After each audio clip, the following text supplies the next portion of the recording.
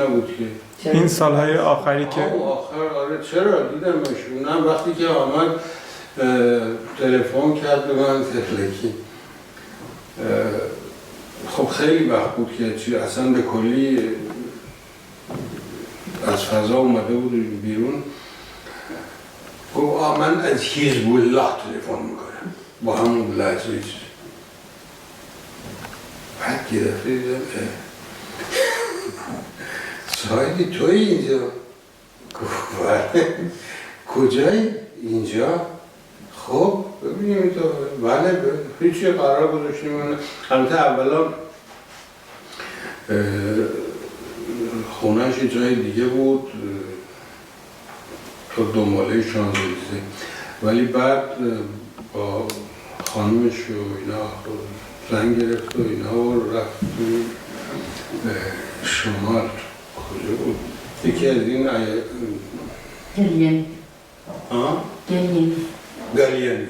گلیانی اونجا.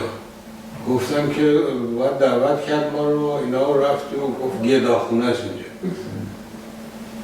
ولی خب یه محیط کارگری بود دیگه و خب ارزون و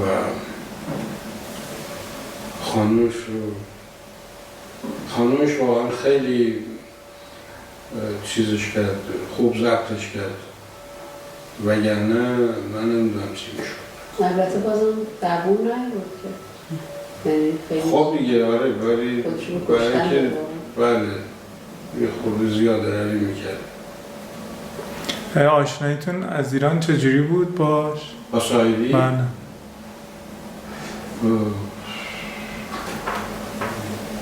سایدی که تو سخن نبود اصلا، یعنی اولا بود بعد اومده بود بیرون دیگه کاری نکرده. ولی چطور شد؟ با چیز من دیدم اول که همون بیابان تاتارا رو تو نیل چیز میکرد اونا اونجا باهاش آشنا شدن. درست میگه؟ آره. و بعد همینطوری ادامه داشت دیگه. توی یه کافه بود عصر سفید طرف میدون مجسمه زیرزمینی بود اونجا. با هم دیگه جمع می شدیم با ساعدی بود و فانی و خرمشاهی و آشوری و الخاص و اینا. اغلب هفته یه دفعه می شستیم گپ می زدیم و حرف می زدیم و مسائل رو حل می کردیم. آره همین. و اونم خب البته کتابای چیزوی این کتاب اوبلوموف رو اون به من داد. گفت اینو ترجمهش کنم و پافشاری هم کرد. اون موقع مجله الفبا رو داشت در می آورد با سرمایه جعفری امیرکبیر و گفتش که این ترجمه میکنه تو چاپش کن و اینجوری شد. اون دلیلش چی بود برای؟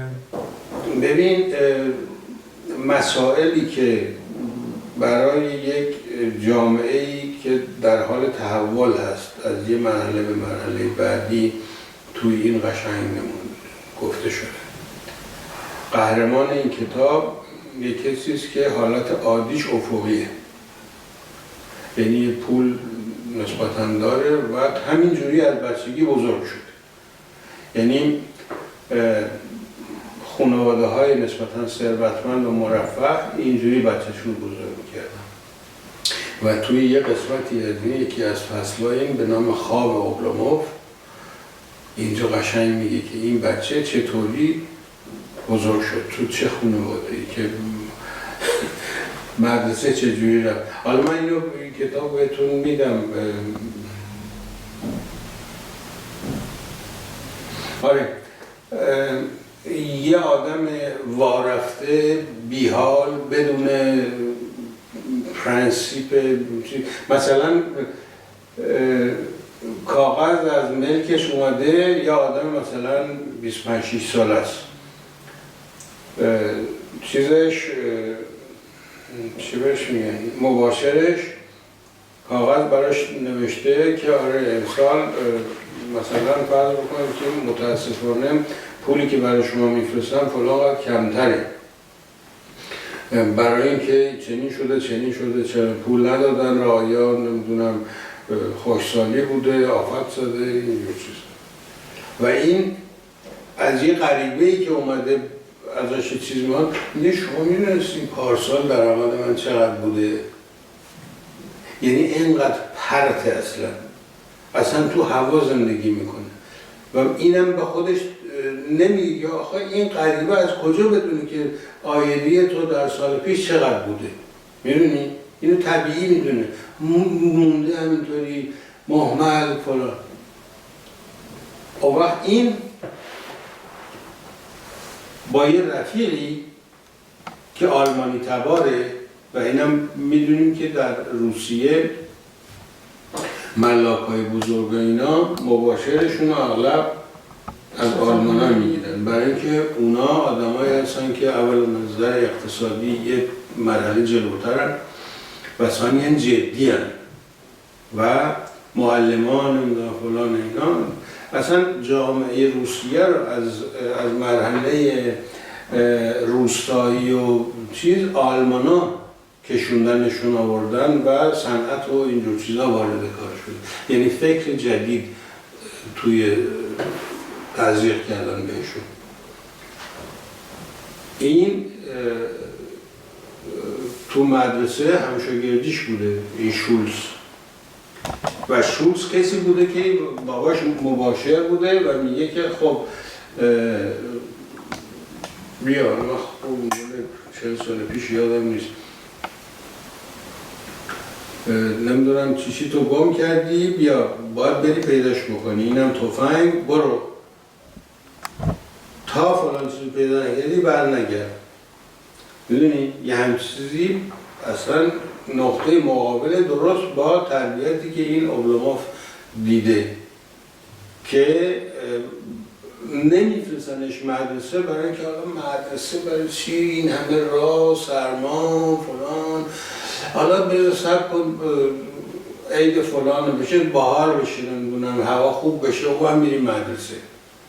یا مثلا وقتی که یه نامه میرسه برای اینا میگه او عجب پس این زنده است هنوز خوب حالا چی میگه؟ میگه آره میخواد مثلا بگه که آبجو رو چجوری درست میکنن وقتی که به فلان مرحله رسید.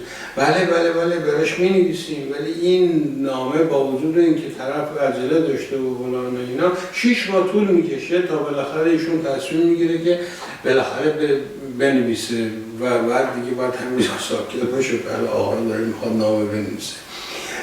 این زندگی رو اینطوری نشون میده و بعد میبینه که این آدم این تربیت روستایی که اینجوری دیده به کجا منتهی میشه و بزرگم که شد حتی دماغشو نمیتونه بگیره، کلا سرش میذارن اذیتش میکنن کلا و اما این عاشقم میشه. یعنی واقعا درماندگی این آدم رو قشنگ نشون میده که یه همچین آدمی خب البته این تو مملکت ما کمتر اتفاق میافته، من نمیشناسم همچین کسایی، ولی روی هم رفته وقتی که حساب بکنیم که تو همه ما یه مقداری اوبلوموف هست.